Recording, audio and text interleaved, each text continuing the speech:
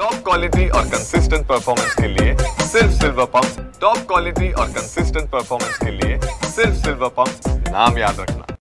ठाण्याहून मुंबईच्या दिशेने जाणाऱ्या महामार्गावरती मोठ्या प्रमाणात वाहतूक कोंडीचा फटका वाहनधारकांना करताना पाहायला मिळत आहे। आपण सध्या पाहू शकतो मोठ्या प्रमाणात वाहनधारकांची वाहनं या ठिकाणी गेल्या अर्धा तासापासून 2 ते 3 किलोमीटर रांगेमध्ये अडकताना पाहायला मिळत आहे। पहिल्या आठवड्याचा पहिलाच दिवस आहे आणि याच दिवशी मोठ्या वाहनं जे आहेत घराच्या बाहेर पडलेली आहेत, चाकरमानी घराच्या बाहेर पडलेली आहेत। त्यानुसार आता कामावरती जायला देखील विलंबन लागत आहे। त्यामुळे वाहतूक विभागाकडून वाहतूक काढण्याचा देखील या ठिकाणी प्रयत्न सुरू आहे। मात्र सिग्नल यंत्रणा असेल या टोल नाका यांच्यामुळे मोठ्या प्रमाणात वाहतुकीचा फटका या ठिकाणी वाहनधारकांना करावा लागत आहे।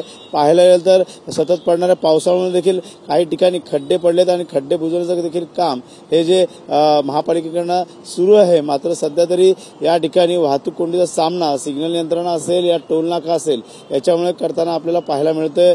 या वाहनधारकांमध्ये पाहायला गेलं तर आतापर्यंत 2 ते 3 किलोमीटर पर्यंत रांगा या महामार्गावरती लागताना आपल्याला पाहायला मिळत आहे। त्यामुळे वाहतूक विभागाकडून ही वाहतूक कधीपर्यंत पूर्णतः पूर्वपदावरती येईल हे देखील पाहणं गरजेचं राहणार आहे। त्यामुळे नक्कीच सकाळची वेळ झालेली आहे, कामावरती जाण्याची वेळ झालेली आहे आणि पहिल्या दिवशी कामावरती जाताना पहिल्याच आठवड्यावरती पहिल्या दिवशी कामावर जाताना या ठिकाणी चाकरमान्यांना उशीर होताना आपल्याला पाहायला मिळतोय। कॅमेरा गणेश रहाटेसह गणेश सोरा, टीव्ही मराठी, ठाणे।